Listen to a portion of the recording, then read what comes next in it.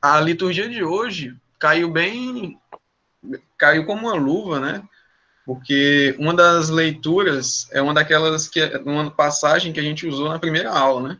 Quando a gente falava sobre o porquê dessas aulas de doutrina, nós falamos, né? Que nós usamos principalmente como base aquele trecho de 1 Pedro 3,15, estáis sempre prontos para responder para a vossa defesa a todo aquele que vos pedir a razão da vossa esperança.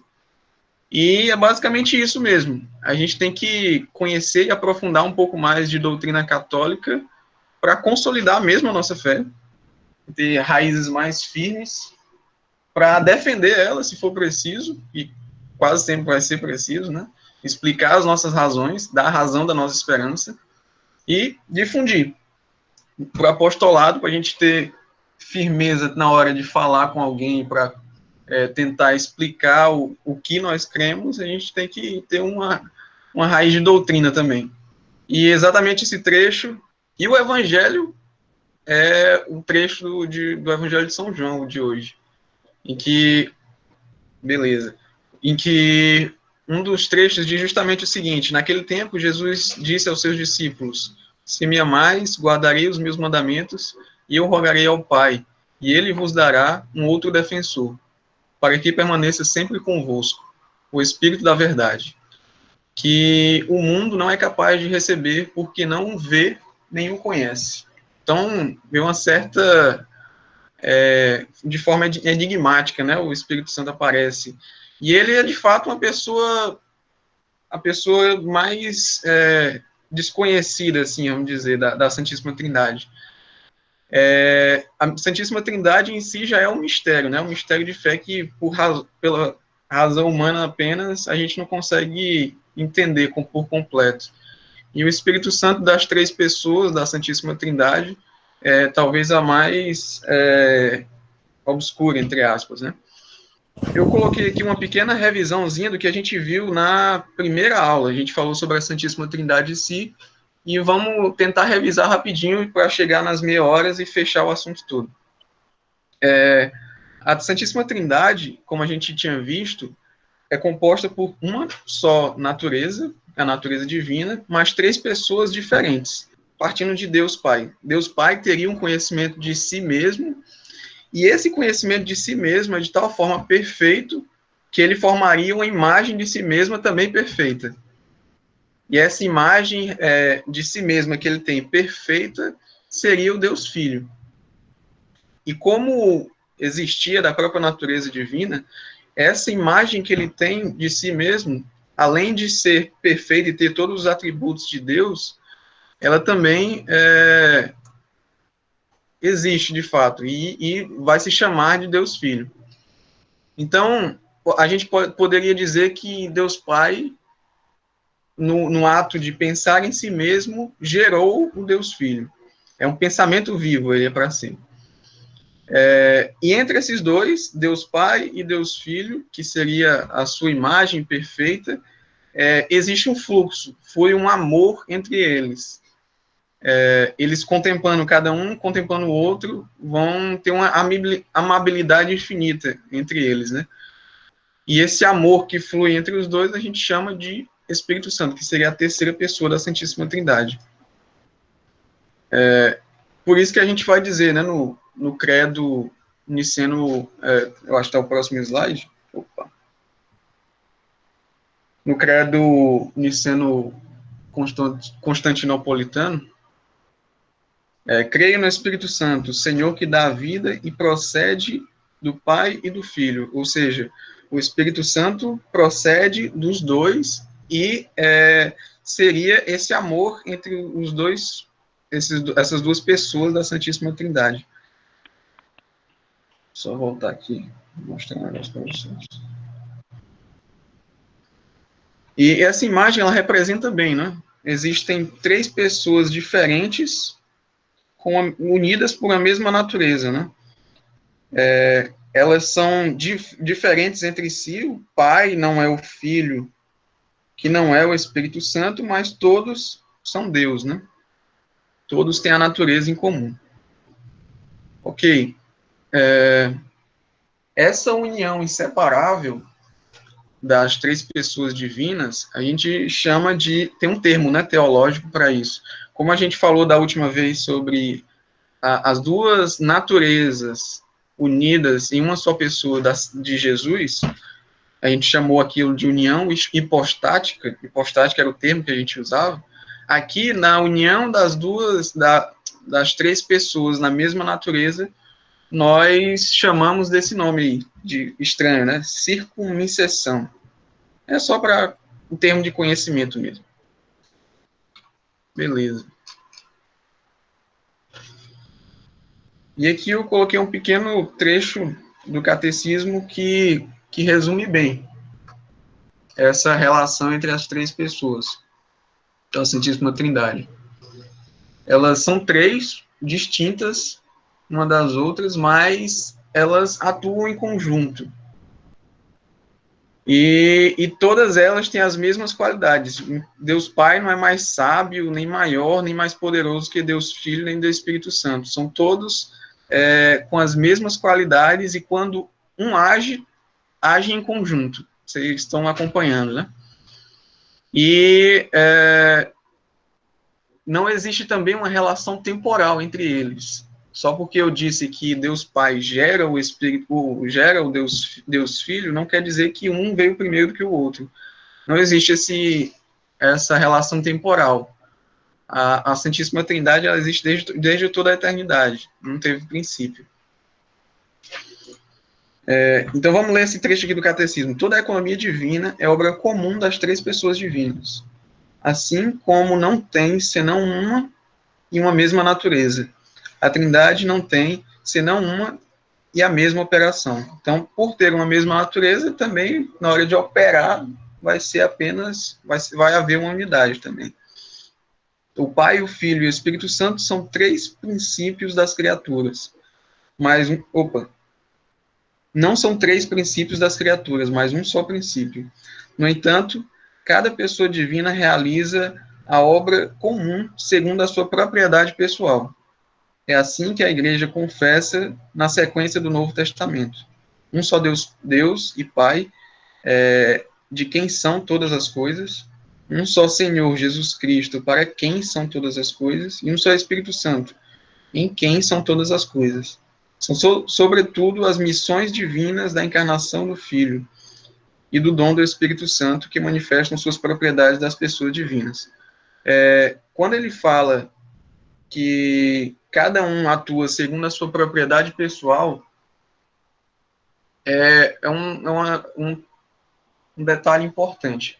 Porque a gente dá atribuições a cada uma das pessoas, de acordo com o que foi revelado, né, durante a história da salvação. Mas, apesar dessa atribuição, eles não atuam separadamente, né, como a gente vem falando aqui várias vezes. Dentro de si, é como se, vamos fazer uma pequena comparação, é como se dentro de si, Deus tivesse essa divisão em que a gente atribui funções específicas para cada uma delas. Mas, fora de si, na hora de atuar para fora de si, nenhuma pessoa divina faz qualquer coisa sozinha, só faz em trindade, né? É uma analogia engraçada de fazer com a gente mesmo. Dentro da gente, existem vários órgãos, né? Pulmão, coração, cérebro. E cada um, olhando por dentro, atua sozinho, né? Tipo, o coração tem sua fisiologia e, ok, vai bater lá sozinho. O cérebro tem suas funções lá, a área pré-frontal, não sei onde, raciocínio. Cada um tem suas funções. E olhando para a logística interna, eles atuam sozinhos, né?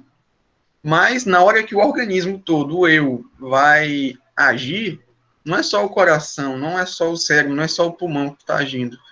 É o organismo como um todo, né? Então é mais ou menos essa analogia, né? Existe uma divisão interna, mas na hora da operação eles atuam como uma mesma pessoa, né?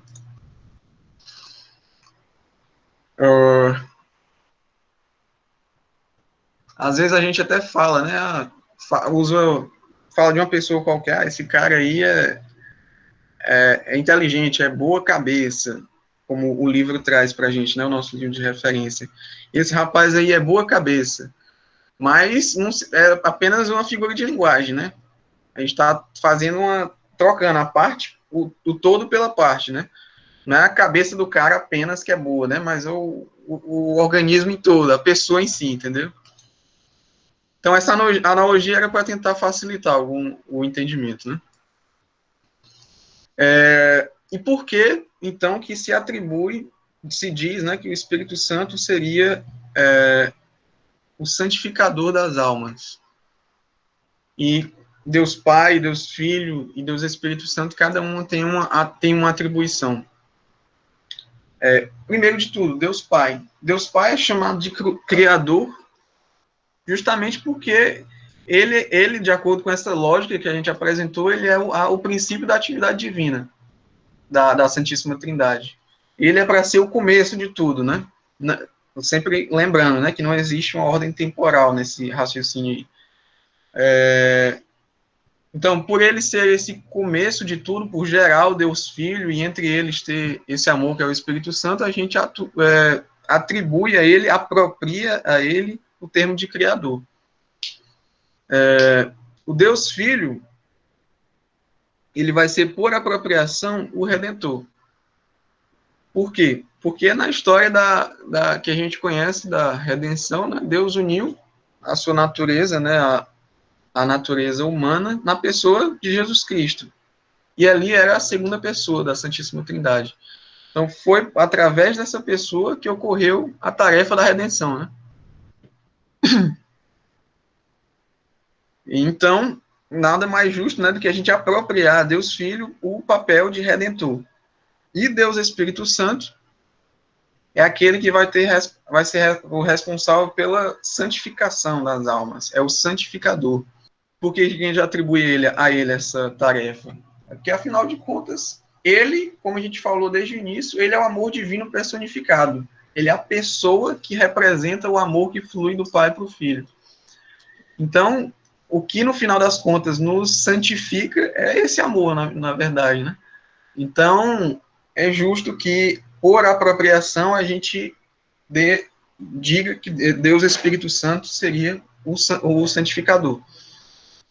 Então, eu estou usando essa palavrinha apropriação justamente porque ela é a mais correta mesmo, teologicamente. O termo apropriar é o que é utilizado para dividir as funções nessa lógica interna da Santíssima Trindade. Então, Deus Pai é o Criador por apropriação, Deus Filho por apropriação é o Redentor, e Deus Espírito Santo por apropriação é o Santificador. Tudo ok, né, até aí?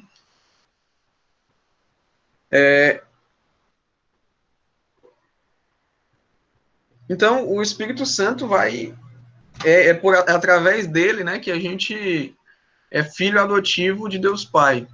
É através dele que nós fazemos parte da igreja.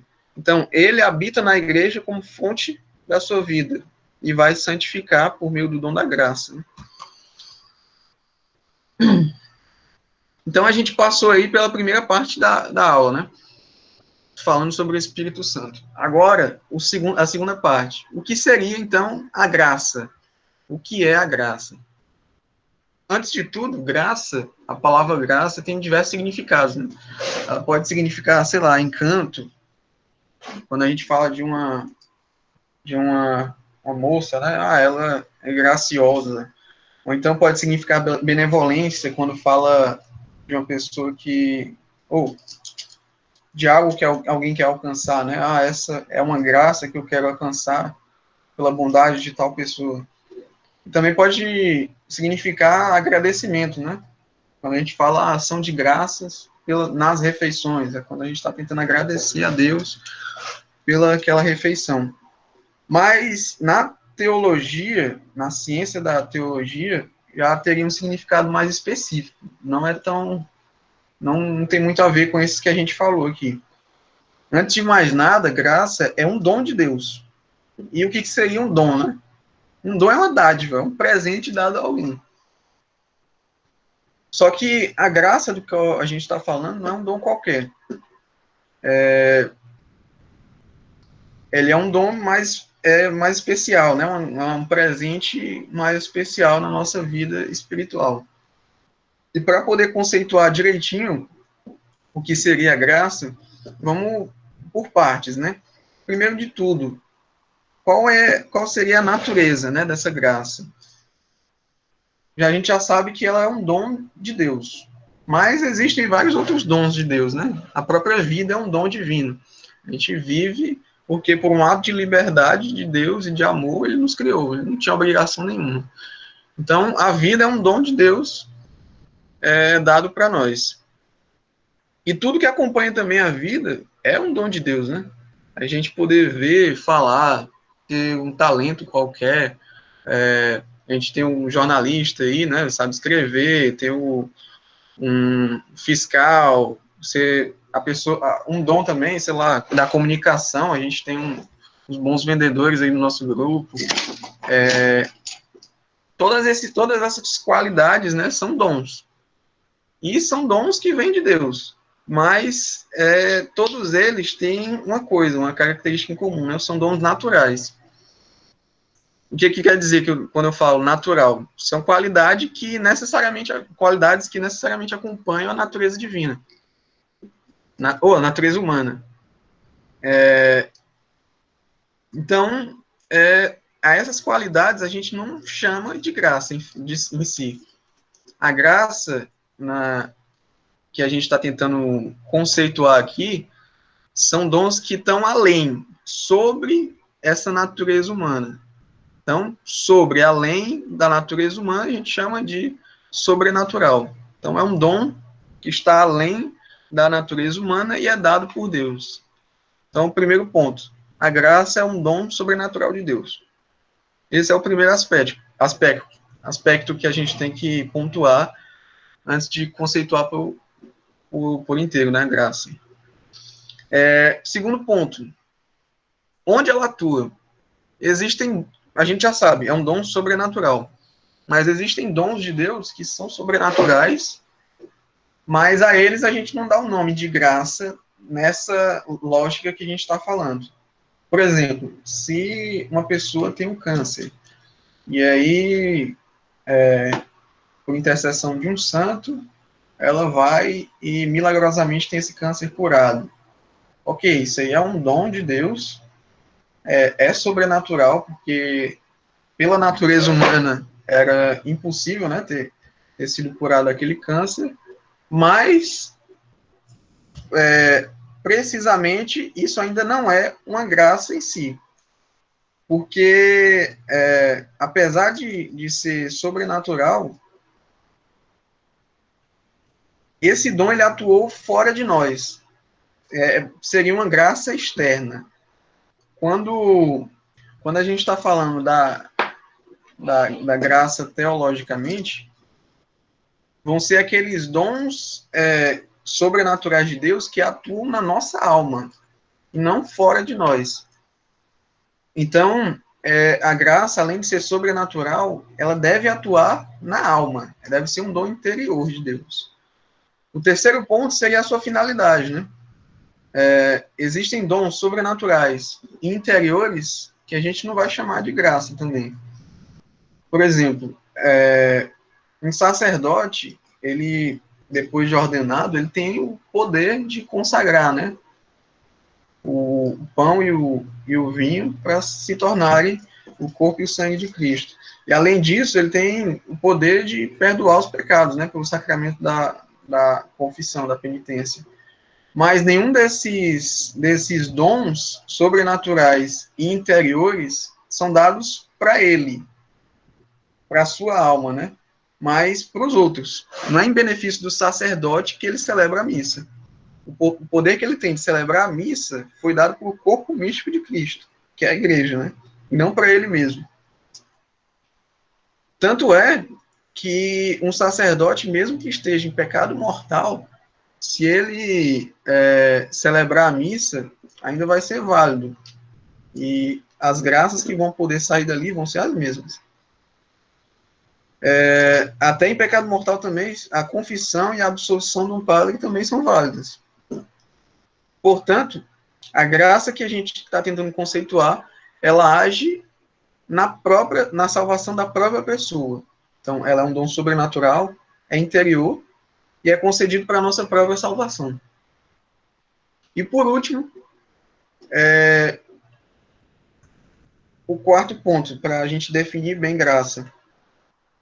Se a graça é um dom de Deus, o que a gente não.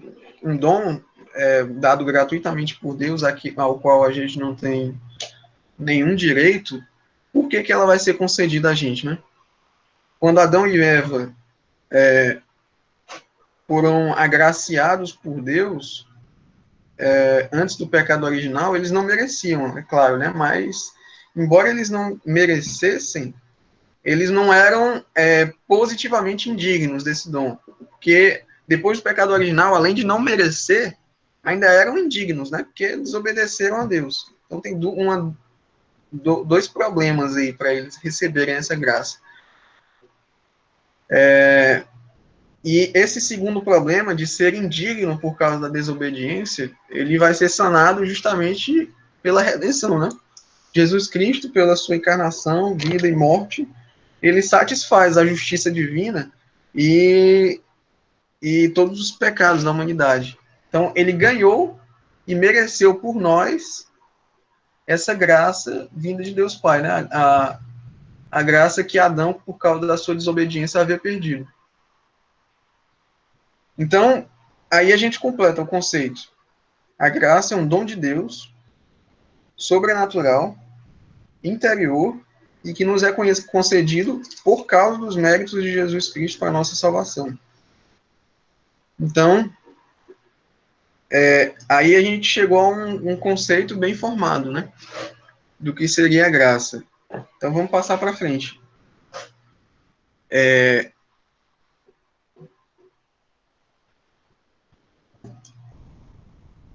Esse último ponto da gente conseguir ou ter o mérito da graça através da redenção de Cristo, não é uma coisa automática, né?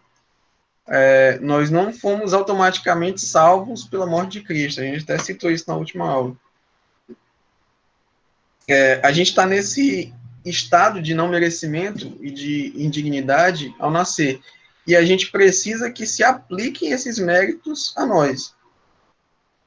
E essa aplicação dos méritos é dada justamente por meio de um sacramento, que é o batismo. Nós fomos salvos, ok, mas é preciso que individualmente se aplique esses frutos da salvação, né? É como que a gente falou da última aula nesse exemplo, né? Temos os remédios para salvar toda uma população da doença. Mas se cada um não tomar individualmente o remédio, é meio que nada. Ninguém vai ser salvo, né? Então, para que nós tenhamos acesso a essa graça, primeiro temos que receber os méritos advindos da paixão e da ressurreição de Jesus, que seria dado por meio do batismo. Então, pelo batismo, o Senhor nos une intimamente a si e faz a gente verdadeiro membro desse corpo cuja alma é o Espírito Santo, né? O corpo que eu estou falando seria a igreja. E pelo batismo, então, fazendo parte desse corpo, nós seremos filhos por adoção de Deus. Nós seríamos partícipes dessa filiação natural do Deus Filho para o Deus Pai. E é nessa incorporação, através do batismo, que nós vamos entrar pela porta da salvação. Né? Revisando, então, pelo sacramento do batismo, nós fazemos parte do corpo de Cristo, e esse corpo de Cristo não é nada mais do que a igreja, e a partir disso, nós recebemos os méritos dos quais a gente estava falando ainda agora. Recebemos os méritos da paixão e morte de Jesus.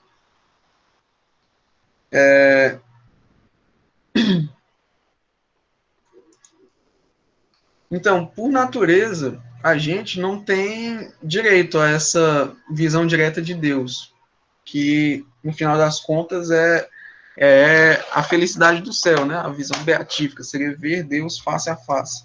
Então, ao nascer, uma alma, ela se encontra, de certo modo, escura, né? E sobrenaturalmente morta, porque ela não teve acesso ainda a essa salvação. Então, não existe, ao nascer, antes do batismo, uma comunicação da alma com Deus. Então, é a partir daí que a gente vai, a partir do batismo, que nós vamos ganhar uma graça. Essa graça seria a própria habitação de Deus na nossa alma. A qual essa habitação a gente chama de inabitação, que seria uma qualidade sobrenatural mesmo da alma, né? Que, no final das contas, constitui a graça santificante. Que a gente vai ter o conceito bonitinho do catecismo no próximo slide aí. Quando Deus, para a gente entender um pouco melhor do que se trata essa graça santificante, quando Deus criou Adão, além das qualidades próprias da natureza humana, ele também deu à alma de Adão uma certa qualidade, ou a gente pode chamar de poder mesmo, que lhe permitia viver em íntima união com ele, ainda nessa vida, né? E essa qualidade não é própria da natureza humana, como eu vinha falado. Essa qualidade seria uma comunicação similar, vamos dizer assim, ao calor do Sol em relação a nós. O Sol, ele comunica, né, a sua luz e calor aqui a nós da Terra, mas ele não necessariamente está presente lá, né? Essa qualidade sobrenatural da inabitação não é distinta de Deus, né? Mas resulta desse amor que flui dele e está presente na nossa alma. Como o Sol transmite o seu calor a nós, por meio da inabitação, nós temos essa comunicação com Deus. Ok. E essa inabitação, ela vai ser um pré-requisito, no final das contas, para que a gente possa, depois dessa vida, né, na vida eterna, alcançar a luz da glória, que seria a própria visão beatífica. Vamos ler esse trechozinho aqui do Catecismo. Os que morrem na graça e na amizade de Deus e estão perfeitamente purificados, viverão para sempre com Cristo. Serão para sempre semelhantes a Deus, porque o verão como ele é, face a face. Na teologia, essa visão face a face não é nada mais, nada menos do que a própria visão beatífica, né? E para que ocorra essa visão beatífica na vida eterna, para a gente possa vê-lo face a face, existe um pressuposto, né? E esse pressuposto é que Deus já habite na nossa alma, que seria essa graça santificante ou a inabitação, né, de Deus.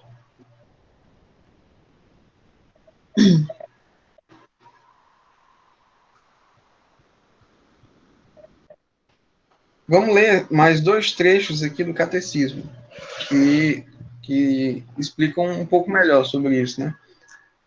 A graça de Cristo é o dom gratuito que ele nos faz, que Deus nos faz da sua vida, infundida pelo Espírito Santo na nossa alma, para curar do pecado e a santificar. É a graça santificante ou deificante recebida no batismo. Em nós, a nascente da obra de santificação.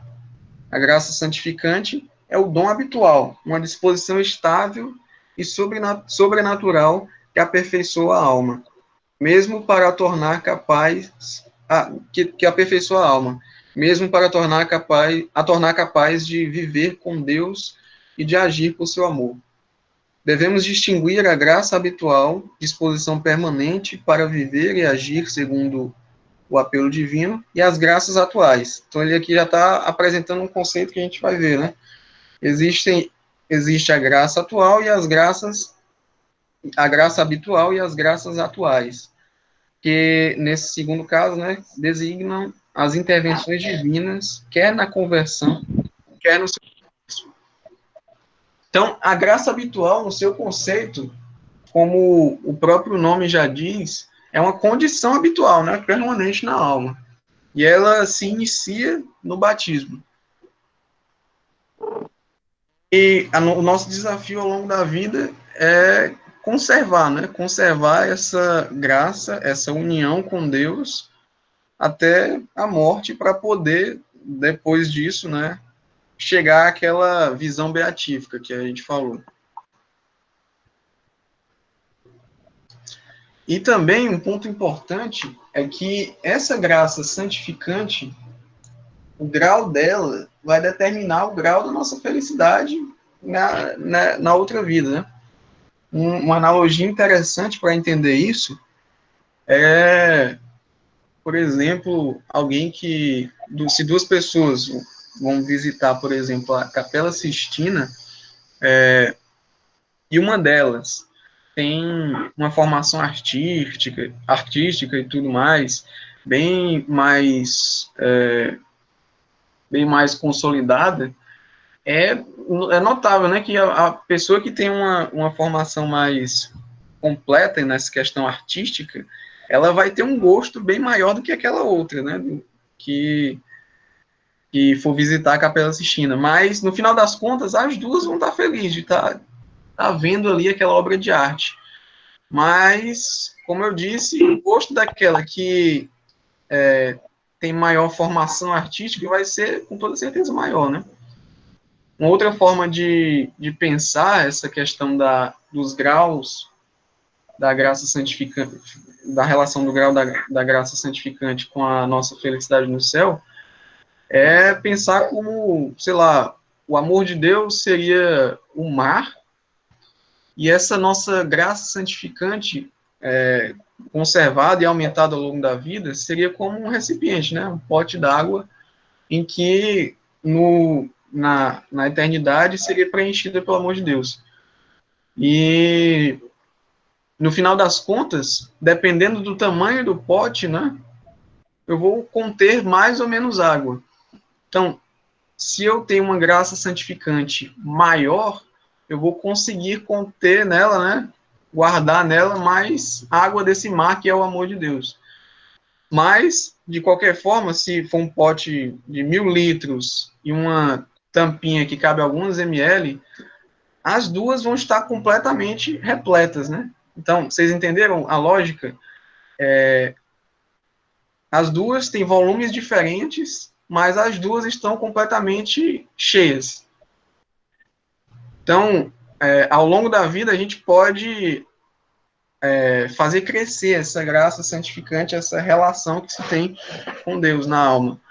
E fazendo ela crescer, aumentamos a nossa felicidade no céu, onde nós seremos completamente felizes, independente desse grau da graça, né?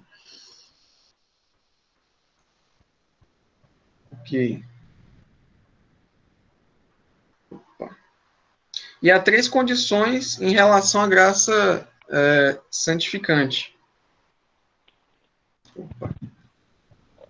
O nosso objetivo ao longo da vida, né, é conservar ela durante toda a vida, recuperar ela quando for perdida e fazê-la crescer, né? Como é que a gente pode cumprir essas 3 condições? A gente tem algumas limitações, né? Devido ao pecado original, a gente fica com a inteligência mesmo meio distorcida e a própria vontade também debilitada, né? A nossa vontade fica meio enfraquecida. É bem representado isso aí por esse evangélico, por esse trecho da carta de São Paulo, né?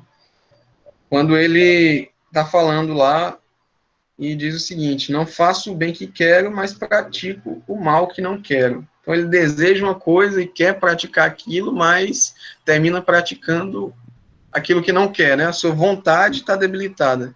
Ele, apesar de saber o que é o bem e o mal, não consegue chegar até o bem, né?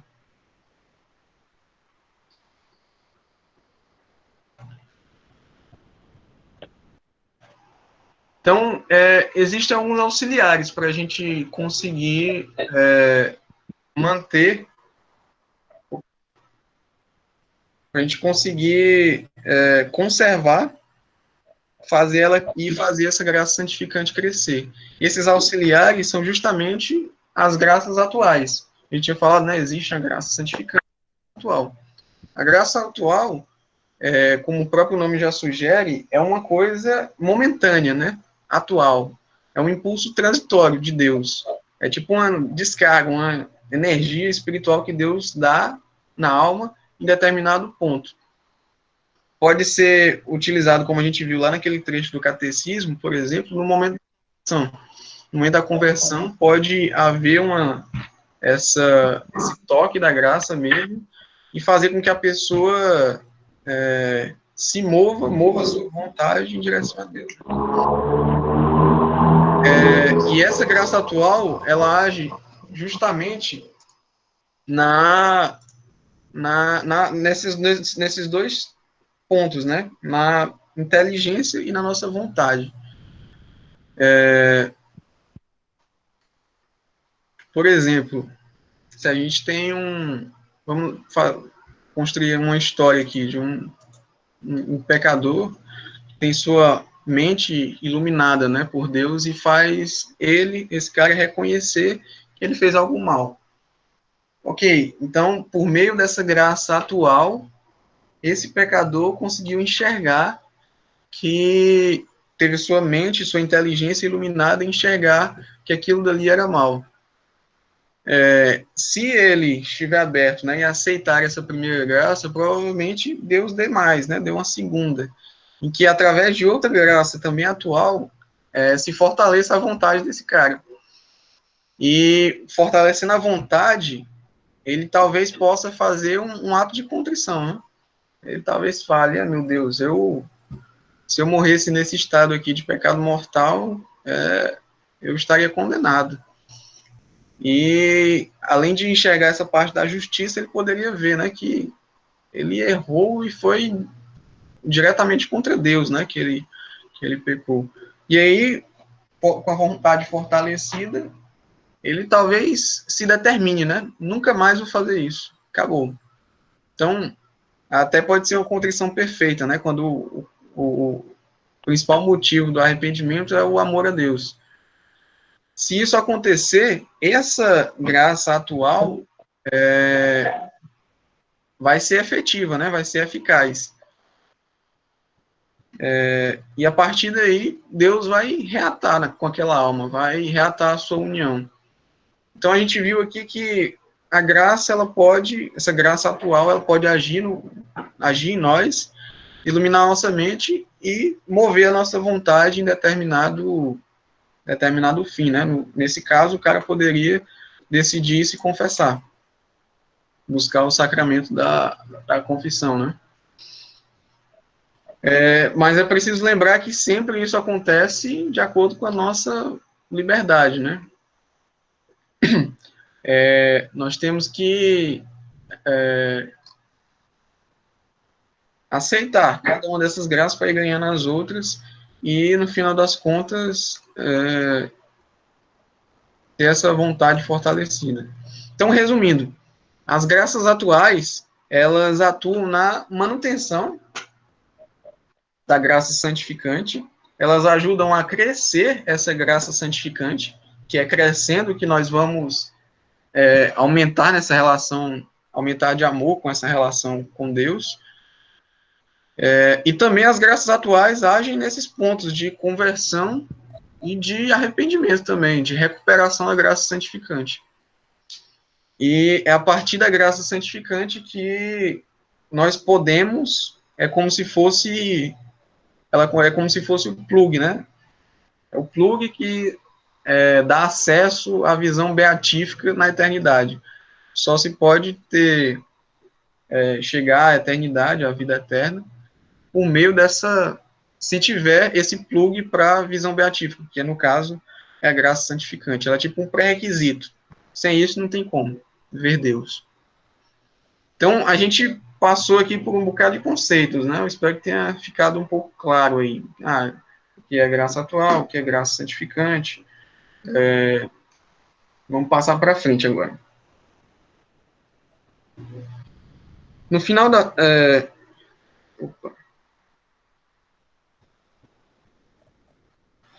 Então, existem duas fontes desses dons de Deus, né? As duas principais fontes são essas aí, oração e sacramentos. E a oração a gente já sabe, né? É quando a gente eleva mesmo a mente e o coração a Deus. É quando a gente tem esse diálogo de dar graças a Deus, de pedir a Ele o que necessitamos. E ela pode acontecer de algumas formas, né? A gente tem duas formas principais. A oração vocal, que é quando se trata desse diálogo com o uso de palavras em si. Então, para não se confundir um pouco, não é só quando se fala, né? Mas qualquer forma de a gente usar palavras, até mesmo quando não se pronuncia em voz alta. Quando a gente está rezando alguma oração já estabelecida pela igreja, seja ela em voz alta ou não. Já a oração mental seria quando o coração e a mente faz o trabalho sem precisar de palavras, entende? Então, quando a gente, por exemplo, para considerar alguma verdade divina, ou então faz uma leitura pausada e meditada do Evangelho. Então, nesse primeiro caso, seria uma meditação. Na contemplação já é um pouco mais difícil de conceituar, né?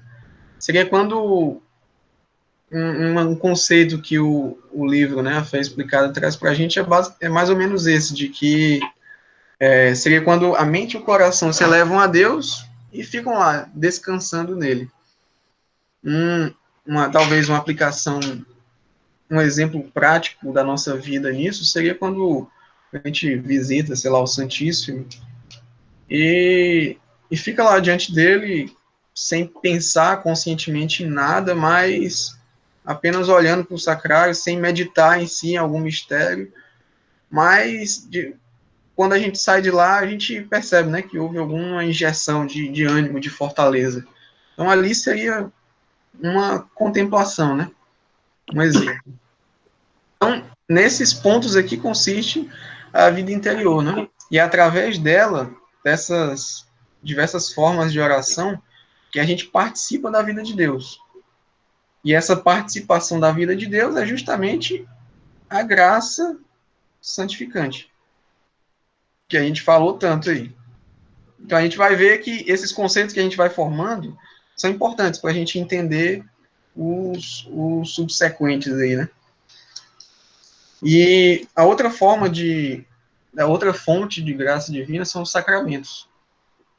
A gente já viu que o batismo seria o início de tudo, né? É através do batismo que se dá o início, que a gente tem acesso a graça santificante, a essa união com Deus. Mas os outros 6 sacramentos são eles que fazem a graça santificante crescer por excelência. Isso vale principalmente, por exemplo, por meio dos sacramentos da penitência e da confissão. Ou da penitência e da Eucaristia. A penitência, ela, além de recuperar a graça santificante, ela tem um papel importante de fazer ela se desenvolver, fazer ela crescer também.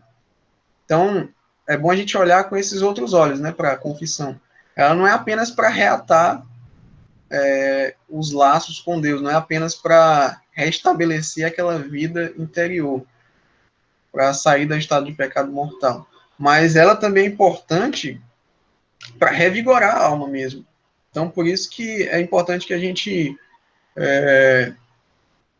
olhe para ela com esses outros olhos, né? E que dê importância para maior frequência, né? o livro, A Fé Explicada, ele chega até a comparar e dizer que o sacramento da penitência dá tanta vida quanto o sacramento da Eucaristia para a nossa alma. Então, daí a importância, né, da frequência desse sacramento. Mas o sacramento de vida mesmo, de fonte de graças, por excelência, é a Eucaristia. Esse trecho que é o próprio Cristo, né, que se existe essa união da inabitação de Deus na nossa alma, se ela existe naturalmente, através do sacramento da Eucaristia, é o próprio Jesus, né, que vem até nós e vai habitar ali a nossa alma. Esse trecho aqui do Catecismo é interessante, falando sobre a Eucaristia e a penitência, os dois sacramentos aí.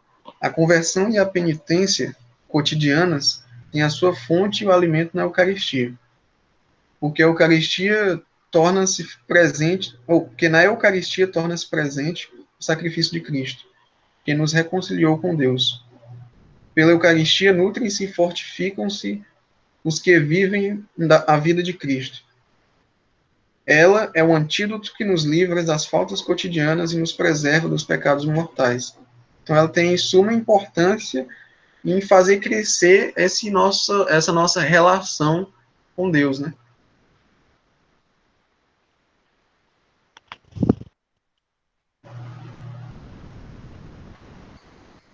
Então, não existe sacramento tão que nos una, né? Tão íntima e diretamente a Deus como a Eucaristia.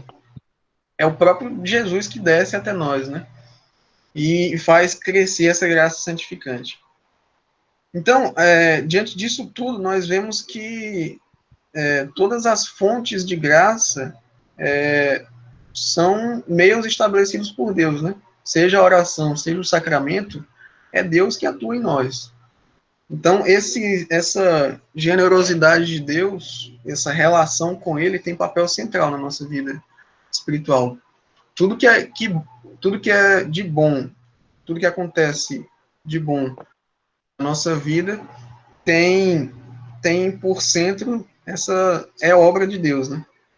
E esse começo da vida de santidade, ela se inicia lá no batismo, e por meio da oração e dos demais sacramentos, Deus vai modelando, né, aumentando essa graça santificante e a nossa própria santidade, né, que é a nossa união com Ele. Então, no final das contas, tudo é obra de Deus. Então, mais esse trechozinho é interessante, né, por mais heróicas que sejam as ações que realizemos, nunca poderíamos nos salvar sem a graça.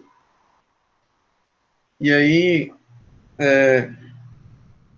São José Maria Escrivá, nesse pequeno trecho aí do caminho, ele faz uma reflexão interessante para a gente. Falando sobre aquela passagem que se fala de um construtor, né, que antes de iniciar a construção não fez os cálculos do que ele iria precisar. Então, ele faz aqui, né? Começou a edificar e não pôde terminar. Triste comentário, que se quiseres, não se fará de ti, porque tens todos os meios para coroar o edifício da sua santificação, a graça de Deus e a tua vontade. Então, a partir da nossa liberdade, né, nós podemos ceder e sermos ajudados por esses dons de Deus, pela graça de Deus em si.